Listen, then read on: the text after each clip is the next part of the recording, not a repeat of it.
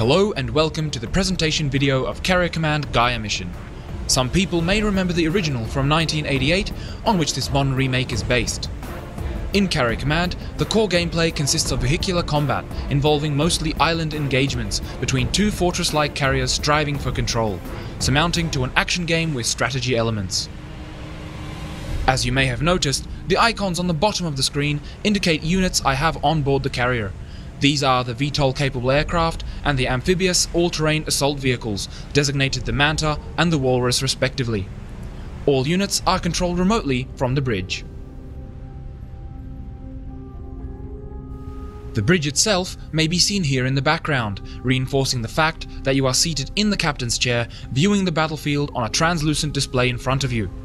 Your main objective is to sink the enemy carrier and seize the archipelago, consisting of 33 unique islands. Seen here, I am leading an assault on the enemy island of Fulcrum, indicated by the red coloration.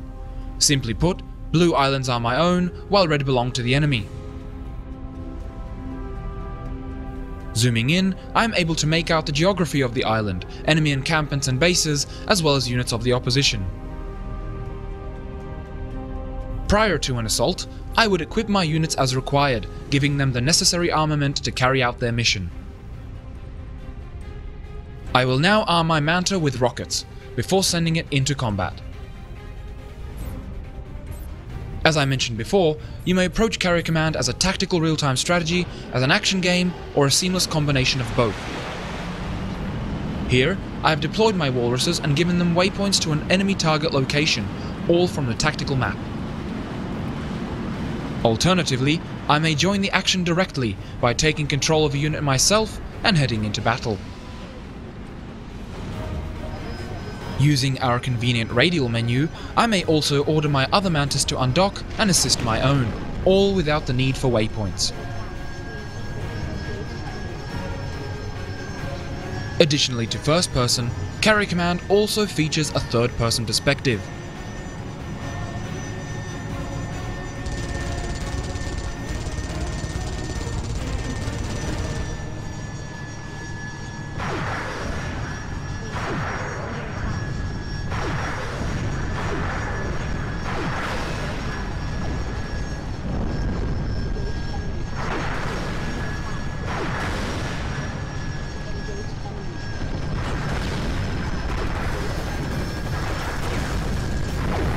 At any point in the action, I may return control to the onboard computer. Switching between units, direct control, or computer control is all done seamlessly.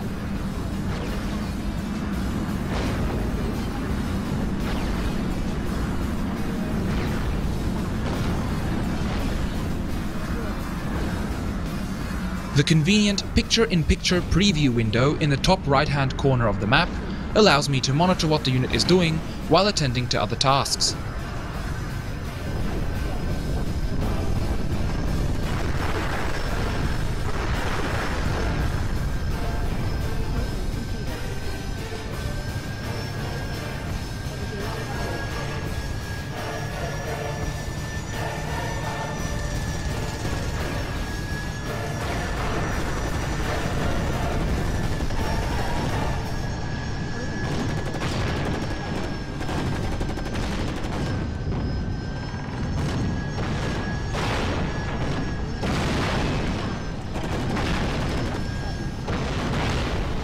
Should I lose a unit in the heat of battle, it may easily be replaced by producing a new unit in the production screen. Manta 3, low ammo. Here I may queue items to be built, which will be available on my stockpile island once complete. Herein lays another strategic element, island setup. An island may be configured to supply materials, produce items, or serve as a defensive stronghold. Although islands are set up to specific types by default, you may adjust them as you see fit, adding strategic depth to how you manage your island network. Items from the stockpile may be transferred to the carrier by a submersible supply submarine, or by sailing to the island directly. Once sent, the supply bark will make its way to the carrier in real time. The carrier may also be controlled manually. Whenever you feel combat operations on the current island are complete, or you have pressing matters elsewhere, such as defending your own island from an enemy carrier attack, you may choose to set sail. You may perform this manually, or you may take advantage of the carrier's onboard navigation system and instruct the carrier to sail to your selected destination. The benefit of this approach is that you make use of the carrier's internal time warp system, compressing time to significantly reduce the length of the trip. Overall, this is Carrier Command's core gameplay experience, present in both of the game's two distinct campaigns. As opposed to random island positions, configurable campaign options, and virtually unlimited variability featured in the strategic campaign, Carrier Command's story-driven Gaea Mission presents a more firmly defined, progressive gameplay experience, offering a tutorial as well as various special features and missions unique to this campaign.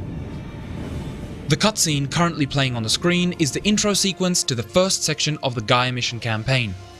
The story revolves around two competing factions striving for dominance, the UEC and the power-hungry APA.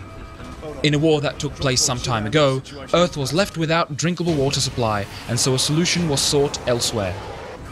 The Gaea Mission was meant to return water from a distant planetary system, restoring Earth to its former glory. Carrier Command Gaea Mission is portrayed through the eyes of Lieutenant Mirik, a soldier of the UEC, and takes place in the decisive battle between these two factions in the Dead Zone, an archipelago on the planet Taurus. Sir, we crash-landed. AA defenses tagged us. Sir, no one Things turn sour, however, when Mirik's drop pod is shot down, leaving his team stranded on the island Vulcan, where our story begins. Let's move out and clear that path. Understood, sir. Ready when you are. Immediately apparent is the fact that the game contains first-person shooter missions, which are in key sections throughout the storyline, where Mirik must leave his vessel to fulfill certain objectives in person, in this case, to get the carrier itself.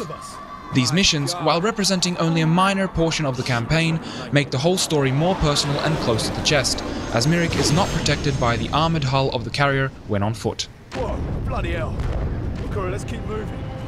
Taking a look at another scenario, we can see here that Mirik must disrupt APA artillery intent on destroying the UEC-owned island's installations. Engaging the enemy head-on seems to work, and the APA artillery quickly decides to abort, retreating from the island. While Mirik would love to finish the job, his colleague advises him of a higher priority target, a part to the Hammerhead nuclear missile system, which is essential later on.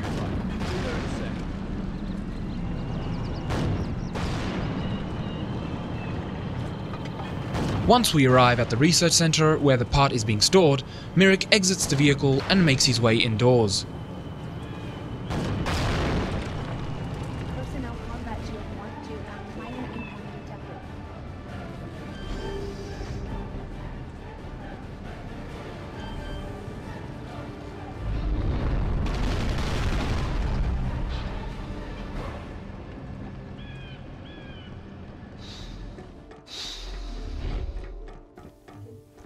Armed with an assault rifle and grenade launcher to suit, Mirik quickly dispatches of the remaining enemy units with ease.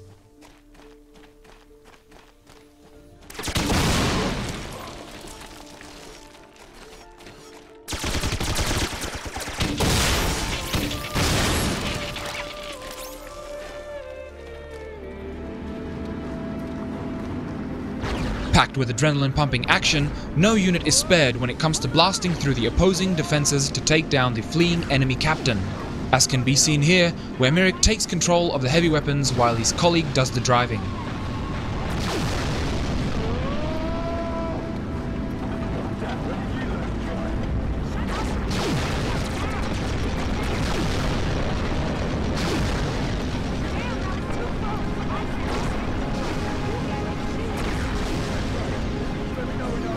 Even Mother Nature makes an appearance through the powerful display of a volcanic eruption. What the hell are they doing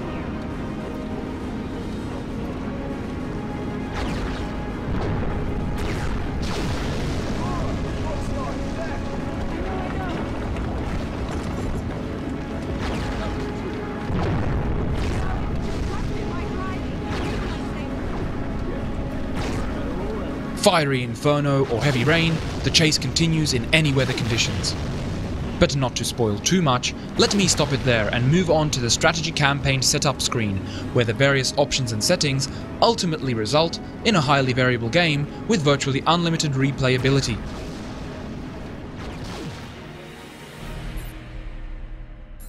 This is the strategy game setup screen, where you may configure various settings related to difficulty and also set the victory conditions. With this setup, I may be playing for an afternoon, where the enemy has practically no chance of defeating me unless I make a catastrophic mistake. Alternatively, if you're feeling more adventurous, this setup could take the rest of the month to complete, where every decision may lead to victory or defeat. We hope you enjoyed watching the Carrier Command Gaea Mission presentation video. If you're eager to try it now, pre-ordering gives you direct access to the beta. We look forward to your comments and feedback on our Facebook, Twitter and YouTube pages.